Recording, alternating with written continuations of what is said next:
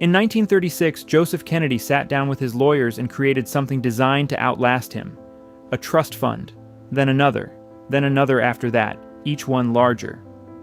By the time he died in 1969, those trusts held an estimated $400 million. Adjusted for today, somewhere north of $3 billion. He structured them carefully. Each of his children received roughly $10 million in principal. Control transferred at age 40, then again at 45. The money sat in Manhattan real estate, oil leases, and a building in Chicago called the Merchandise Mart, the largest commercial structure in the world at the time. Kennedy money did not earn interest in bank accounts. It collected rent from concrete and steel. The idea was simple. His children would never worry about earning a living. They could dedicate themselves entirely to politics and public service, to becoming the American dynasty he had willed into existence. And for a while, that is exactly what happened. A president, 2 senators, a family compound that doubled as a second White House. But Joseph Kennedy had 11 grandchildren, just from his son Bobby alone. Those 11 children grew up with trust fund payments, arriving on schedule, and footage of their father dying on a kitchen floor in Los Angeles, playing on loop in the national memory. Their mother was overwhelmed. 11 kids, no husband, and a last name that opened every door in America except the one they actually needed, which was a way out. I have spent a long time going through what happened to these children. The ones born into Kennedy wealth after the assassinations, after Chappaquiddick, after the cameras left and the compound went quiet. What I found is a story about money that covered tuition and lawyers and rehab stays at the finest facilities in the country. None of it was enough. Between 1973 and 2025, this next generation lost brothers to overdoses, cousins to plane crashes, siblings to ski accidents, and children to the open water. Some of them died at the very properties their grandfather had purchased to showcase Kennedy's success. One died in a hotel room a few blocks from the family estate that had just thrown him out. This is not the story of the Kennedys you already know. The assassinations, the presidency, the Camelot mythology. All of that has been told.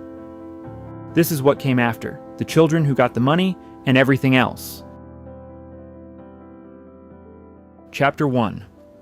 The Night the Children Broke. Bobby Kennedy spent the afternoon of June 4th, 1968, at the beach in Malibu with his 12-year-old son David. The California primary was that evening.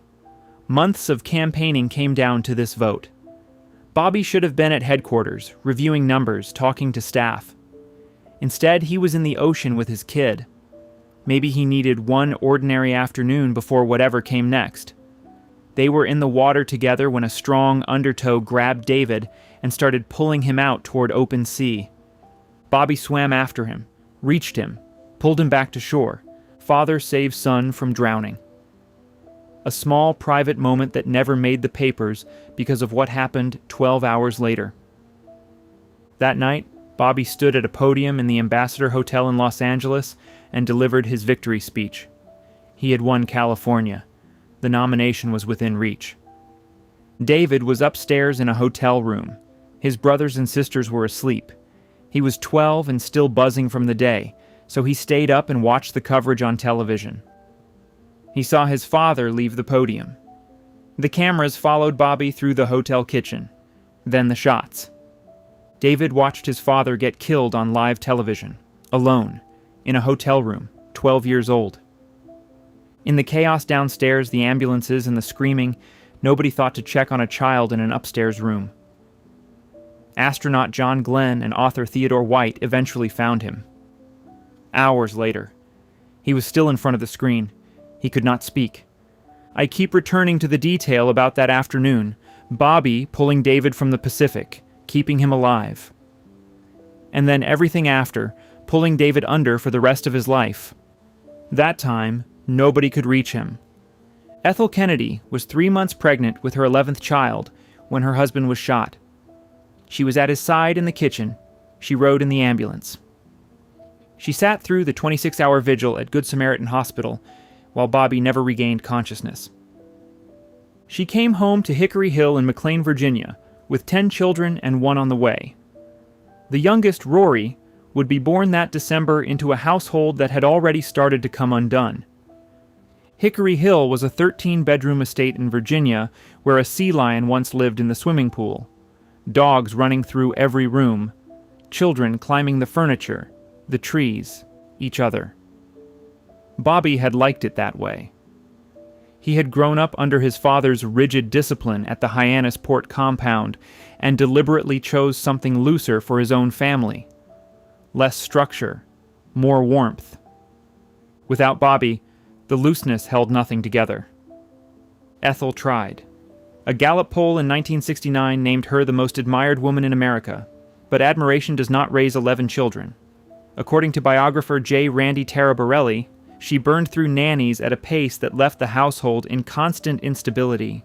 When the older boys pushed back, and they always pushed back, she responded unpredictably. Sometimes withdrawal, sometimes rage, threats to disown them, to cut off trust fund access. The children learned that the rules shifted depending on what kind of day their mother was having. Time magazine drew a contrast that year between the two Kennedy widows. Jackie, they wrote, had moved into another world entirely. Ethel was simply trying to hold the original one together. The magazine framed this as a compliment. From the inside, it looked different.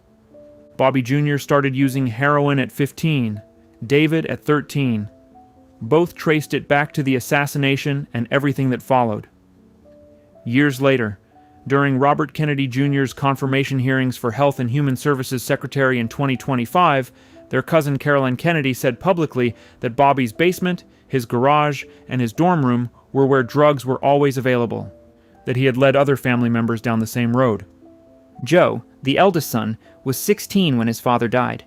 He took the Kennedy competitive streak and aimed it at speed, risk, anything physical. In the summer of 1973 on Nantucket, he was driving a Jeep with passengers including David and an 18-year-old local girl named Pam Kelly. The Jeep flipped on a sandy cutoff. Kelly was thrown out and landed on her spine. She was paralyzed from the chest down and spent the rest of her life in a wheelchair. Joe was fined $100. His license was temporarily suspended. He went on to serve 6 terms in Congress. Pam Kelly spent 47 years navigating a world built for people who can walk, then died in 2020 at 65. The accident also fractured David's vertebra. Doctors prescribed painkillers. For a boy already shattered by what he saw on that television screen in Los Angeles 5 years earlier, the pills opened a door that would never close. 11 children from Hickory Hill scattered into the 1970s. Each of them carried a trust fund, a famous name, and damage that operated on its own schedule. Some would survive it. Some would build real careers, real families, real distance from the worst of it. David could not get distance. He was the one who had been watching. Chapter 2. David. By his early 20s, David Kennedy had been to rehab more times than he had been to class at Harvard. He enrolled in 1974. Dropped out 2 years later. Went back. Dropped out again. A few months of effort, then heroin. Cocaine when heroin was not available. Whatever a Kennedy credit card and a famous last name could get at short notice, which in 1970s Boston and New York was essentially anything. One night in 1979, David drove his BMW to Harlem to buy drugs. He was mugged in the lobby of a rundown hotel. Beaten badly enough to end up at Massachusetts General Hospital, where doctors discovered something worse than the bruises: bacterial endocarditis, an infection in the lining of his heart caused by dirty needles. He was 24. The family paid for treatment. They always paid for treatment. David would fall, and Kennedy money would catch him with checks written to facilities that promised recovery and rarely delivered it. He cycled through programs in Boston, New York, Sacramento, Minneapolis. After each one, people around him would say David seemed better. Then the phone would ring with bad news from a different area code. There is a particular cruelty to being the broken one inside a family that does not tolerate broken people. Bobby Jr. had his own heroin years. Joe had the recklessness. but they found ways to keep functioning, to stay useful enough that the family looked past the damage. David could not do that. He was too honest about how wrecked he was. Or too wrecked to fake it. Maybe those are the same thing. A UPI reporter who interviewed him in Sacramento in 1982 found a young man working construction, taking classes, talking about wanting to go back to Harvard and become a writer. He described himself as a regular guy, 26, living in a small apartment with a girlfriend, skiing on weekends. For a brief window, it looked like Sacramento might be far enough from the Kennedy orbit to let him breathe. It was not. He came back east, April 1984. David had just finished another treatment program in Minneapolis. The family was gathering at the Palm Beach estate on North Ocean Boulevard for Easter. 93-year-old Rose Kennedy presiding. David checked into the Brazilian Court Hotel on April 19th with his younger brother Douglas and Douglas's school roommate. $150 a night. It was the first time any Kennedy had registered at that hotel instead of staying at the mansion. The staff assumed the house was simply full. He went to the estate on Tuesday, stayed half an hour.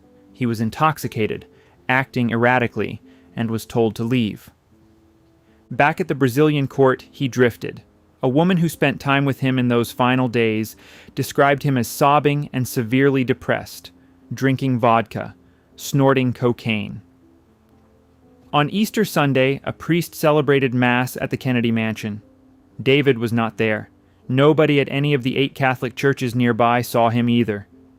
That evening, he approached Robert Driscoll, an artist selling paintings in the hotel's patio bar. David had a young woman with him. "Paint me a flower," he said. Driscoll painted him a red sea anemone and handed it over for free. He knew who David was. "Here is a kid who deserves something," Driscoll told a reporter later. The woman asked for the painting. Driscoll told David not to give it to her. I find that exchange hard to shake. A 28-year-old Kennedy heir asking a stranger in a hotel bar for a free painting of a flower.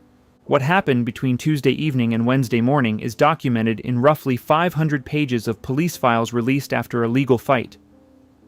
David was buying cocaine from a hotel bellhop named David Dorr. He had used heroin, cocaine, and various pills on 3 consecutive days. He was not hiding it. He was barely functional. Wednesday morning. Ethel called the hotel. David had not shown up for his flight to Boston. Hotel secretary Elizabeth Barnett went to room 107 and knocked. No answer. She used her passkey. Both beds were made. David was on the floor between them. She knelt down and touched his cheek. Cold. The staff kept saying the same thing afterward, that he looked like a little boy. He was 28 years old and had been using up his life since he was 12. When the hotel called Ethel back, she already knew. "He is dead, is he not?" she said, and hung up. The medical examiner found cocaine, the painkiller Demerol, and the tranquilizer Mellaril. 2 bellhops were arrested for supplying drugs, took plea deals for lesser charges, and received probation. Nobody else faced consequences. David was buried in Holyhood Cemetery in Brookline, Massachusetts, the 4th of Bobby and Ethel's 11 children. The first one they lost. He would not be the last. Chapter 3. The Estate That Wouldn't Stop. On the night of Good Friday, March 29, 1991, Senator Ted Kennedy could not sleep. He was at the family estate in Palm Beach, the same property on North Ocean Boulevard where David had been turned away 7 years earlier. Ted was 60, a sitting United States senator, and he had been drinking heavily that evening. Around midnight, he went upstairs and woke his son Patrick and his nephew William Kennedy Smith. He wanted to go out. They ended up at Al Bar, a nightclub on Royal Poinciana Way. Smith, a 30-year-old Georgetown medical student, met a 29-year-old woman named Patricia Bowman. Bowman and a friend went back to the Kennedy estate with Smith. What happened next became one of the most publicly dissected nights in American legal history. Bowman said Smith tackled her on the lawn near the beach and raped her while she told him to stop. She said he called her a name when she protested. Afterward, she said, Smith told her nobody would believe she had been raped at the Kennedy home. She took a notepad and a family urn from the house on her way out. Smith said the sex was consensual. Bowman's friend picked her up from the estate and drove her to the Palm Beach police station. She was taken to Humana Hospital. She had bruises on her midsection. She passed 2 polygraph tests. Smith was charged with second-degree sexual battery. An estimated 500 reporters descended on Palm Beach between April and December. The trial, starting December 2nd, was broadcast live. One of the first rape cases most Americans ever watched in real time. Bowman's face was hidden behind a blue electronic dot. Her name was withheld. That image became the trial's visual signature. Millions of people watched a woman describe the worst night of her life from behind a digital blur, while the man she accused sat fully visible a few feet away, carrying one of the most recognized last names in the country. Ted Kennedy took the stand. For 40 minutes he spoke about the family and about loss. Nothing he said was relevant to the prosecution's case. That was probably the point. The defense leaned on forensics. A professor testified that sand in Bowman's underwear matched the beach, which supported Smith's account. Under cross-examination, that collapsed.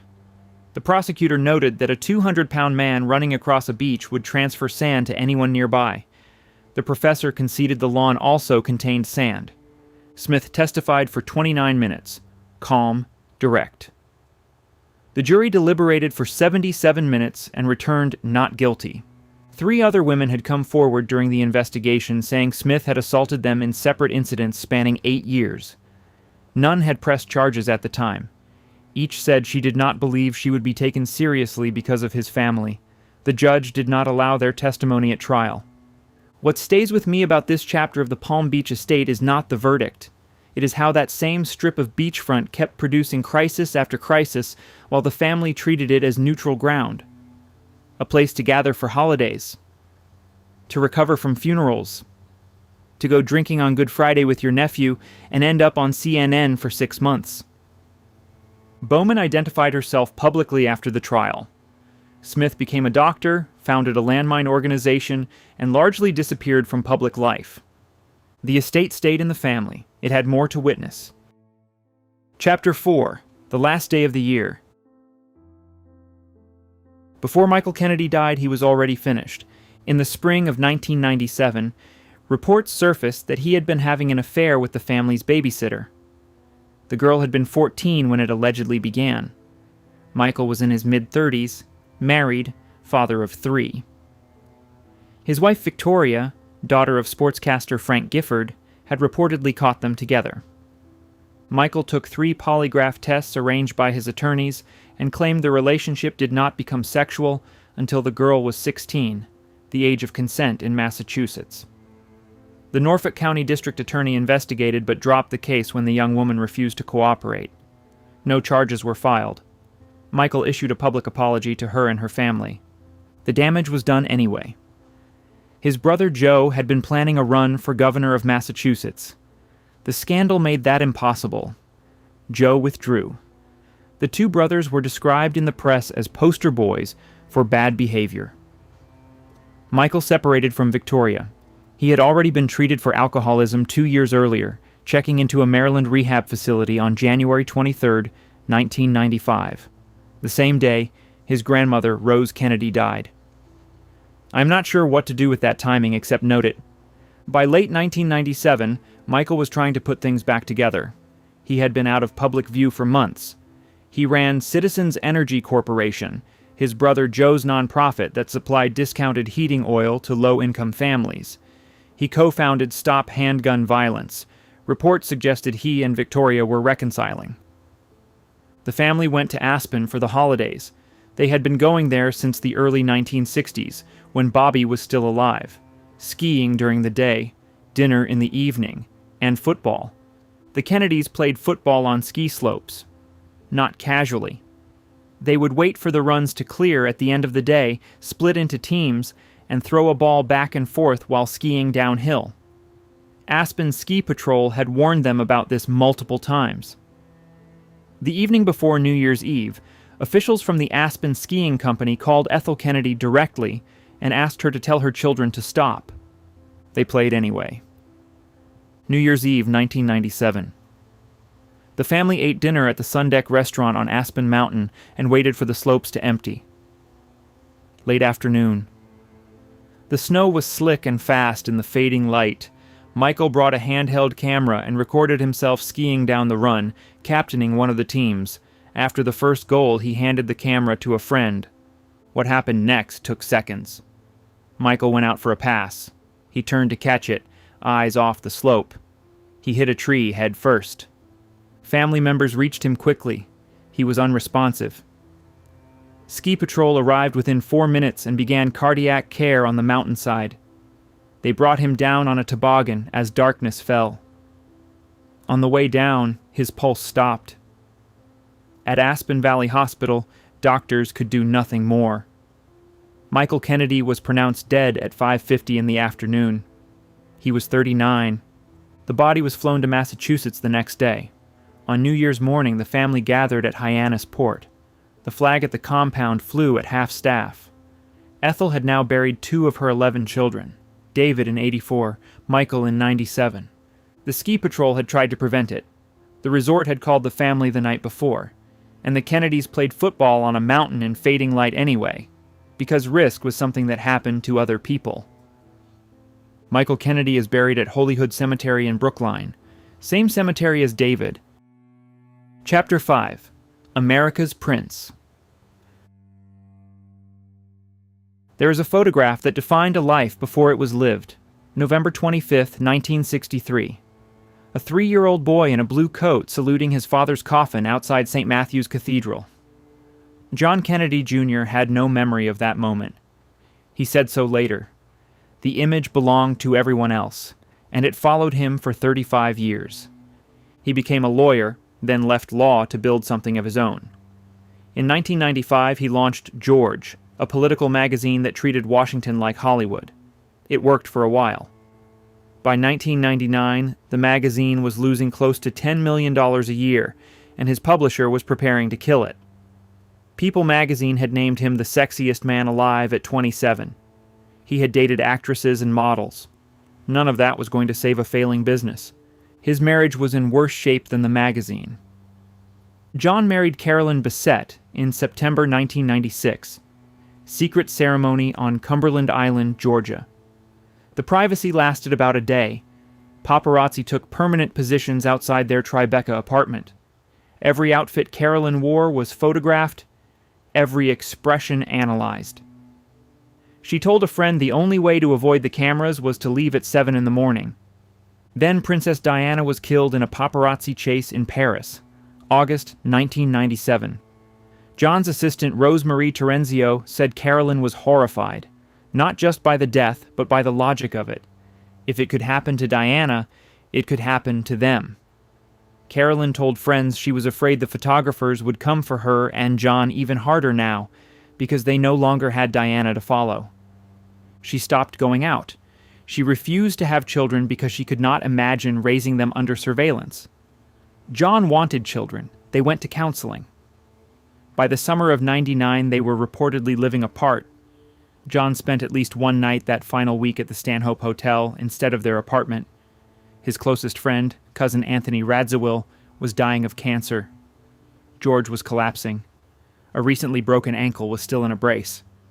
Into all of this, Carolyn's sister Lauren offered to join them on the flight to Rory Kennedy's wedding in Hyannis Port. Lauren would be dropped at Martha's Vineyard. Then John and Carolyn would continue to the compound together. Lauren came along to ease the tension between them. That decision cost her life. Friday evening, July 16, 1999. John took off from Essex County Airport in New Jersey in his Piper Saratoga. He had owned the plane less than 3 months. He held a private pilot's license but was not instrument-rated, meaning he could navigate by sight but was not trained to fly using instruments alone in low visibility. The forecast at departure looked acceptable. By the time they were airborne, haze had settled over the water. Other pilots on similar routes that night, all of them instrument qualified, reported no visible horizon. Somewhere over open ocean between Rhode Island Sound and Martha's Vineyard, John lost spatial orientation. Without visual references and without the training to trust his instruments, he could not tell which way was up. The plane entered a graveyard spiral, a tightening, descending turn that accelerates as the pilot overcorrects, rate of descent exceeding 1,400 meters per minute. The Piper Saratoga hit the Atlantic at 9:41 in the evening, roughly 12 kilometers southwest of Martha's Vineyard. John was 38, Carolyn was 33, Lauren was 34. The search lasted 5 days. Debris and a suitcase belonging to Lauren washed ashore on Saturday.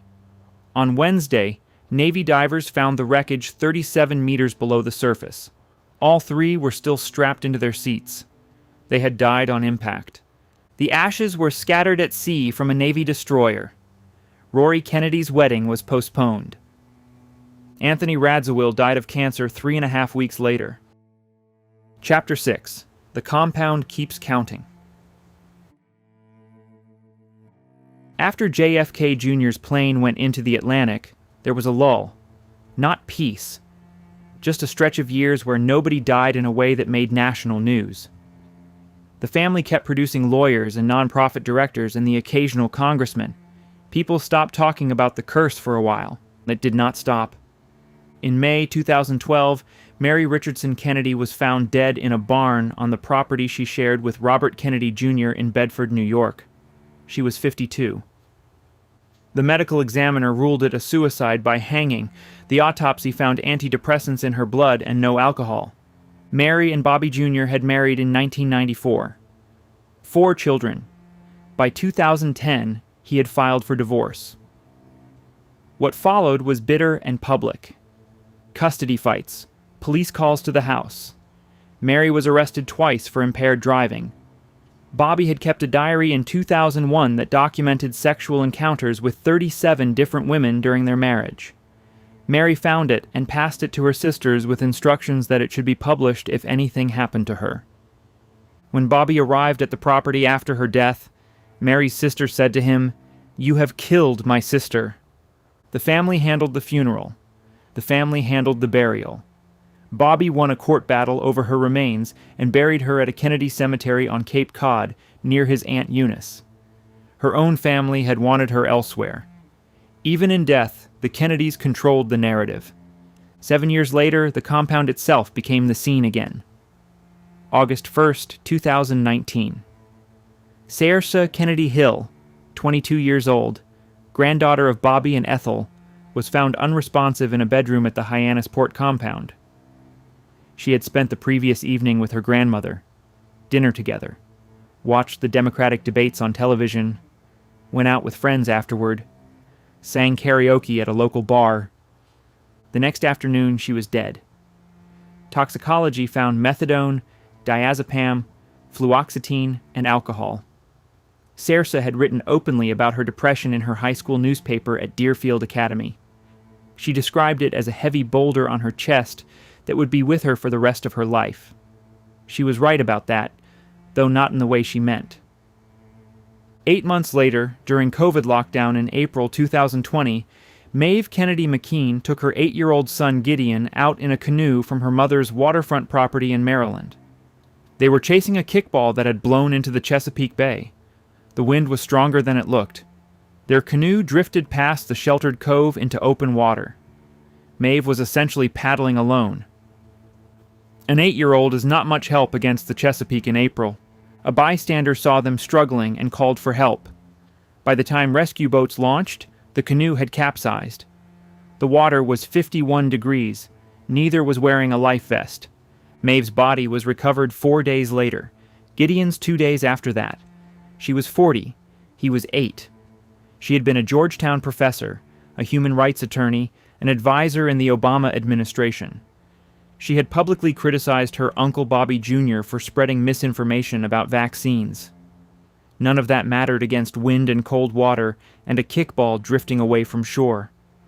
Ethel Kennedy, the woman who had held what was left of this family together since 1968, suffered a stroke in her sleep on October 3, 2024. She died a week later, 96 years old. 3 presidents spoke at her memorial. Her son Bobby Jr. had endorsed Donald Trump 6 weeks before she died. Several of her other children had publicly denounced him for it. The family that had always closed ranks was now split in a way that Rose and Joe Sr. could never have imagined. The most recent loss came 2 months after Ethel. On December 30th, 2025, Tatiana Schlossberg died of acute myeloid leukemia. She was 35, daughter of Caroline Kennedy, granddaughter of JFK Yale graduate, New York Times climate reporter, author. She had published an essay in The New Yorker 5 weeks before her death, on November 22nd, the 62nd anniversary of her grandfather's assassination. In it, she wrote about her terminal diagnosis, about her 2 small children, about watching her family try to hide their grief from her. She also wrote about her cousin Bobby Jr. cutting funding for mRNA vaccine research that could help cancer patients like her. Her final words in that essay were not about politics. They were about her mother. For my whole life, she wrote, I have tried to be good. To be a good student and a good sister and a good daughter. Now I have added a new tragedy to her life, to our family's life, and there is nothing I can do to stop it. Caroline Kennedy was 5 when her father was assassinated, 10 when her uncle Bobby was shot, 38 when her brother John's plane went into the ocean, and 68 when her daughter told her, in print, that the pattern had found them again. The compound at Hyannisport still stands. The trust funds still pay out. The name still opens doors. Joseph Kennedy built all of it to last, and it has lasted. Just not the way he planned. Chapter 7. What the Money Built. Joseph Kennedy bought the Merchandise Mart in Chicago around 1945 for $12.5 million. When his heirs sold it in 1998, the price was $625 million. At the time, it was the family's last operating business. The Kennedys were out of commerce entirely. All that remained was the trust funds, the real estate, and the name. The Palm Beach estate went 3 years earlier, sold in 1995 for just under $5 million, a few months after Rose Kennedy died at 104. A historian close to the family wrote that Palm Beach was not a place where the youngest generation of Kennedys found sustenance. By then, the property had hosted a patriarch's stroke, a grandson's last Easter, and a nationally televised rape trial. The buyer spent millions restoring it. The house has changed hands twice since. In 2020, it sold for $70 million. Strangers live there now. Hickory Hill, the Virginia estate where Bobby and Ethel raised 11 children, was sold by Ethel in 2009 for $8.25 million. She moved to Hyannisport full-time. That leaves the compound, the original property Joe purchased in 1928. 6 acres on the waterfront, 3 houses. Ted Kennedy's widow, Vicky, occupies 1. Extended family uses the others. The trust funds Joe created have now been paying out for nearly a century. Forbes estimated the top 30 family members are worth a combined $1.2 billion. Caroline Kennedy, JFK's only surviving child, holds the largest share at an estimated $250 million. Bobby Jr., one of 11 siblings splitting a single branch of the fortune, is worth somewhere between $15 and $30 million depending on the source. Enough to live comfortably. Not Kennedy Dynasty money by any historical standard. Joe Sr. wanted his money to free his descendants from the distraction of earning a living so they could serve the public. By that measure, the experiment half worked.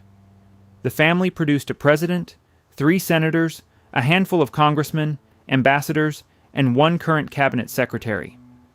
It also produced overdoses, drownings, a paralyzed 18-year-old left in a wheelchair for 47 years, and a line of funerals stretching from 1944 to 2025. I do not think Joe Kennedy imagined any of this. Not the trust funds paying for rehab centers. Not the compound where a granddaughter would die in her sleep. Not the estate in Palm Beach being sold to strangers because the family could no longer stand being there. He designed a machine for producing greatness. It produced some. It also consumed the people inside it at a rate he might have recognized from business, even if he would never have wanted to. The 6 acres at Hyannisport are quiet now.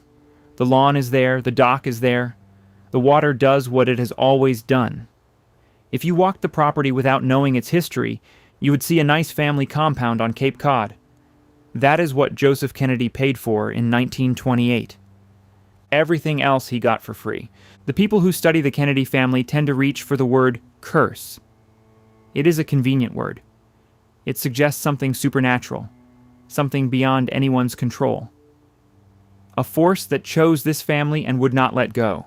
I am not sure I believe in curses. What I see when I look at this story is something less mysterious and more difficult to accept.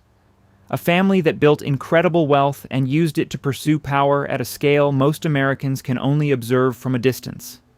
And a set of consequences that arrived not because of fate, but because of what that pursuit did to the people caught inside it. David Kennedy did not die because of a curse. He died because he was 12 years old and alone in a hotel room, watching his father bleed out on live television, and nobody came for him for hours, and the family that should have held him together after that night did not know how. The children who came after David faced variations of the same problem. Money everywhere, attention everywhere, and a gap where ordinary life should have been that no trust fund, no last name, and no compound on Cape Cod could fill. Joseph Kennedy wanted a dynasty. He got one. It is still going. His great-grandchildren carry the name into rooms that open for them the way rooms opened for his children 80 years ago. Whether that is a blessing or something else depends on which Kennedy you ask, and how many of them are left to answer.